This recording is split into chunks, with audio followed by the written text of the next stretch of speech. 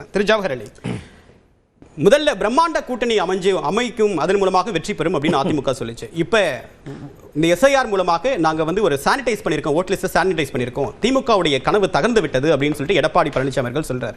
எதன் அடிப்படையில் 90 லட்சம் வாக்காளர்கள் நீக்கப்பட்டதன் மூலமாக அதிமுக வெற்றி பெறும் அப்படின்னு எதன் அடிப்படையில் ஏபிஎஸ் சொல்றாரு? சொல்கிறேன் சார். அதாவது ஆரம்பத்திலேயே நம்ம சரவணன் பொய்களை சொன்னார், அதோடு சேர்த்து அநாகரிகமான வார்த்தைகளை பயன்படுத்தினார். அவருக்கு பழக்கமாக இருந்தால் கூட நான் அது போன்ற வார்த்தைகளை பயன்படுத்த விரும்பலை. இருந்தாலும் சொல்கிறேன், ஜனநாயகமே தேர்தல் களம் என்பதில் மாற்று கருத்து யாராக இருக்கா? இல்லை. ஆனால் கள்ள ஓட்டு போடுறதுல பிஹெச்டி பட்டம் வாங்கினவர்கள் திமுகவினர். ஆக்ஸ்போர்ட் பிஹெச்டி பட்டம். இதெல்லாம் என்ன வாதம் அது? ஆமா சார், கேள்வி எது? அதை விட அநாகரிகமான வார்த்தையெல்லாம் பேசினார் சார். நான் அநாகரிக வார்த்தையில கள்ள ஓட்டுவும் ஊழலும் திமுக பிரிக்க முடியாது. 90 லட்சம் வாக்காளர்கள் போலி வாக்காளர்கள். நான் சொல்றேன், அது ஆரம்பிச்சிருக்கேன். நான் சொல்றேன், நான் ஒரு நிமிஷம் கூட பேச ஆரம்பிக்கல. நீங்க உடனே அடுத்தனே ஒவ்வொரு வார்த்தைக்கு குறுக்கிட வேணும். தயவா தாழ்மையா சரியான வாதத்தை வைங்க. நீங்க கடந்த சட்டமன்ற தேர்தலில் 1.5 கோடி வாக்காளர்கள் வாக்கு வாங்கியிருக்கீங்க. நான் சொல்றேன் சார், சொல்லுங்க. இப்போ திமுக முதல்ல எஸ்ஐஆர் வந்தோடனே அதை கடுமையா எதிர்த்தாங்க. அப்போ அவங்க சொன்ன வார்த்தை என்ன தெரியுமா? இப்போ சரவணன் சொன்னார, இந்த எஸ்ஐஆர் வந்துருச்சுன்னா பட்டியலினத்தவர்களையும் நீக்கிடுவாங்க, சிறுபான்மைய மக்களை நீக்கிடுவாங்க, அமெரிக்காவுக்கும் அமேசான் காட்டுக்கும் அனுப்பிச்சிடுவாங்கன்னு சொன்னாங்க. இப்படிதான் அவங்க சொன்னது. அதுக்கப்புறம் என்ன சொன்னாங்க? இதுக்கு இது மழை வெள்ள காலமா இருக்குது, 1 மாசம் போதுமா அப்படின்னாங்க. இதை இந்த தேர்தலுக்கு 2026க்கு பிறகு நீங்க நடத்தலாம், அப்பதானே மீண்டும் அதே கள்ள ஓட்டை போட்டு ஆட்சிக்கு அமைக்கலாம் அப்படிங்கிற ஒரு எண்ணத்தில் நீங்க சொன்னீங்க. ஆனால் இப்பொழுது இதே மாநில அரசு ஊழியர்களும் அதிகாரிகளும் சேர்ந்து இந்த எஸ்ஐஆர் சிறப்பாக செஞ்சு முடிச்சிருக்காங்க. இதுல என்னன்னா, இது ஏதோ தமிழ்நாட்டில் மட்டும் நடக்கல, 12 மாநிலத்தில் நடக்குது. அதே போல இதுக்கு முன்னாடி 8 முறையும் நடந்திருக்கு. ஆர்கே நகர் தேர்தல் நடக்கும் போது இவர்கள் சொன்னது என்ன தெரியுமா? தோல்வி அடைஞ்ச கேட எங்களுடைய டெபாசிட் போனதுக்கு காரணமே இந்த கள்ள ஓட்டுகள், எஸ்ஐஆர் அதனால தேவைன்னு சொன்னவர்கள் திமுக. அவர் அரசு பாரி சொன்ன வார்த்தை இருக்கு. எனக்கு ஒரு கேள்வி இருக்கு. 97 லட்சம் வாக்காளர்கள் நீக்கப்பட்டாங்கல்ல, அவங்க சொன்ன வாதம் பலருடைய வாக்களிக்கக்கூடிய உரிமை காணாமல் போகும் அப்படின்னு சொன்னது. இந்த 97 லட்சம் வாக்காளர்கள் உரிமை இழந்திருக்காங்க. அந்த வாதத்துக்கு வலு சேர்க்கிற வகையில் இல்லையா அது? என்னை பொறுத்த வரைக்கும் இந்த எஸ்ஐஆர் 2021க்கு முன்னாடி நடந்திருந்தால் நிச்சயமாக அதிமுக மீண்டும் ஆட்சி அமைச்சிருக்கும். இல்ல, எனக்கு எப்படி நான் சொல்றேன், எனக்கு ஒரு டவுட்.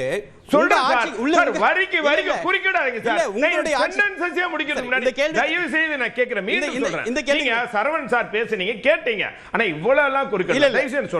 இந்த கேள்விக்கு சேர்த்து நீ பதில் சொல்லுங்க. உங்களுடைய ஆட்சி காலத்தில் உங்களுடைய அரசு ஊழியர்கள், தமிழ்நாடு அரசு ஊழியர்கள் தான் வாக்காளர் பட்டியலை சரி பார்த்தாங்க, அவங்க தான் வாக்காளர் திருத்தங்களை மேற்கொண்டாங்க. இப்பவும் அதே அரசு ஊழியர்கள் தான் திருத்தங்கள் மேற்கொண்டிருக்காங்க. இப்ப சரியாக செய்த அந்த அரசு ஊழியர்கள் அப்ப ஏன் செய்யல? அதுதான் தீவிர எதிர்க்கட்சியாக இருந்த திமுக. சொல்லுங்க. தீவிர வாக்காளர் திருத்த பணி இப்ப நடந்தது போல அப்ப நடக்கல. அப்போ நடந்திருந்தனா 43 தொகுதிகளில் அதிமுக ஒட்டு மொத்தமாக 4 லட்சம் வாக்குகள் வித்தியாசத்தில் மொத்தமே 43 தொகுதிகளில் தோத்திருக்காது. இன்னைக்கு உதாரணத்துக்கு ஸ்டாலின் தொகுதியில் 1,03,000, அண்ணா நகர் தொகுதியில் மொத்தம் வித்தியாசம் எவ்வளோனா 22,000 வாக்கு வித்தியாசத்தில். அங்க 1,18,000 இது நீக்கி இருக்காங்க. நான் என்ன கேட்கிறேன் சார், நீங்க கேட்டீங்க, நீங்க ஏன் இதுல இறந்தவர்கள், ஏன்னா திமுகவுக்கு செத்தவன் பேர்ல ஓட்டு போட்டு பழக்கம். இறந்தவர்கள் எவ்வளவு? 26 லட்சம் இருக்காங்களா? இரட்டை வாக்குப்பதிவு உள்ளவர்கள் 3 லட்சம் இருக்காங்களா? மொத்தம் 31 லட்சம். இது ஸ்டாண்டர்டா? இதுல மாத்த முடியுமா?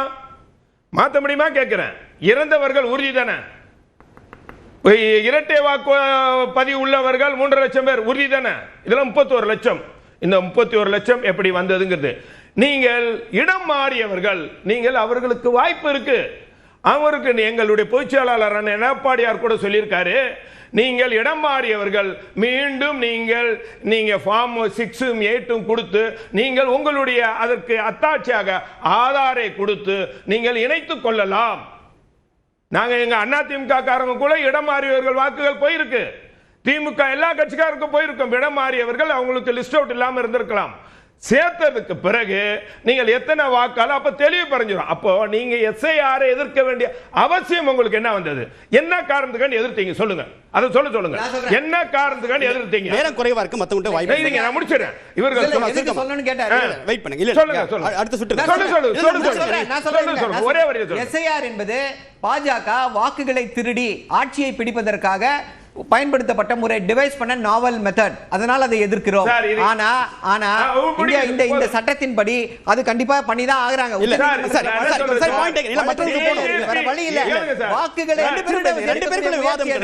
இந்த தேர்தலை இந்த மொத்தமே இந்தியா முழுக்க தேர்தல் ஆணையத்துக்காக இருக்கக்கூடிய ஊழியர்கள் மொத்தமே 700 பேர். அந்தந்த மாநில அரசு ஊழியர்கள் தான் இந்த எஸ்ஐஆர் பணியை மேற்கொள்றாங்க உலகம் முழுக்க. அப்போ இந்தியா முழுக்க அப்போ இந்த பணியை செய்தது யாரு? அரசு ஊழியர்கள். முதல்ல பிஎல்ஓ யாரு? இந்த மாநிலத்தில் உள்ள கடைநிலை ஊழியர். அதை கண்காணிக்கிறது யாரு? அந்த இது ஜூனலுடைய தாசில்தார். அதற்கு ஒப்புதல் கொடுக்கிறது யாரு? மாநில அரசாங்கத்தினுடைய கலெக்டர். இவர்கள் தான் பண்றாங்க. இதை இந்திய தேர்தல் ஆணையம் இதுக்கும் என்ன சம்பந்தம் இருக்கு நான் கேட்கிறேன். அவர்கள் ஒப்புதல் கொடுத்து டிக்ளேர் பண்ணதுக்கு அப்புறம் நீங்கள் அப்படி அவங்க தவறு செஞ்சிருந்தாங்கன்னா மாநில அரசு விட்டுருக்குமா சார்? என்ன லாஜிக் இருக்குது? மாநில அரசு எல்லா மாநில அரசு அதிகாரிகள் அப்ப மாநில அரசு மிக சிறப்பா எஸ்ஐஆர் பணிகளை பண்ணிருக்காது, ஒத்துக்கிறீங்களா? சார் நீங்க மாநில அரசு கேளுங்க சார். இல்ல மாநில அரசு தமிழ்நாடு அரசு சிறப்பா செஞ்சு முடிச்சிருக்காங்க, ஒத்துக்கிறீங்களா? அதிகாரிகள் மீது நான் சொல்றேன் மாநில அரசு அதிகாரிகளை நீங்க தான் குற்றம் சொல்றீங்க. சரியா இல்ல இல்ல உங்க ரெண்டு பேருக்குள்ள வாதமா மாற வேண்டாம். இது முறையில குறிக்கிறது முறை. நான் சொல்றேன் உங்களுடைய அரசியல் லாபங்களுக்காக உங்க ரெண்டு பேருக்குள்ள கருத்தா மாறிட வேண்டாம். இல்ல இல்ல இல்ல சார் இல்ல இது என்னது? நான் எந்த மாநில அரசு அதிகாரி கொச்சப்படுத்தினேன்? எப்படி திசை திரும்ப? நான் கேட்ட கேள்விக்கு பதில் சொல்லுங்க. மாநில அரசு அதிகாரிகள் தான் பண்ணாங்க. பிஎல்ஓ யாரு? அவங்க தானே பதிவேற்றம் பண்ணாங்க. அதை கண்காணிச்சது யாரு? தாசில்தார் தானே. அதை ஒப்புதல் கொடுத்தது யாரு? கலெக்டர் தானே. இப்ப இதெல்லாம் இவர்கள் எல்லாம் 2021 பண்ணது யாரு? 2021 இதே மாதிரி எஸ்எஸ்ஐஆர் நடவடிக்கை போது யார் பண்ணது? 20 வருஷத்துக்கு பிறகு இப்பதான் எஸ்ஐஆர் இது போன்ற ஃபார்ம் கொடுத்து எஸ்ஐஆர் வந்தாதான் தமிழ்நாடு அரசு ஆதாரோட இணைக்கக்கூடிய இது வரைக்கும் நடந்தல. அப்போதான் நான் சொல்றேன் இறந்தவர்கள் 26 லட்சம் பேர் இருக்காங்களா இல்லையா?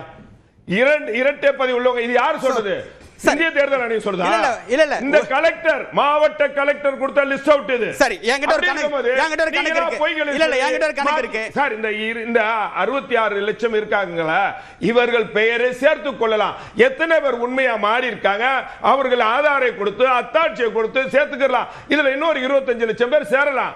அது மீறி எல்லாமே கள்ள ஓட்டுகள். இதை பயன்படுத்தி தான் இந்த திமுக ஆட்சிக்கு வந்திருக்கு.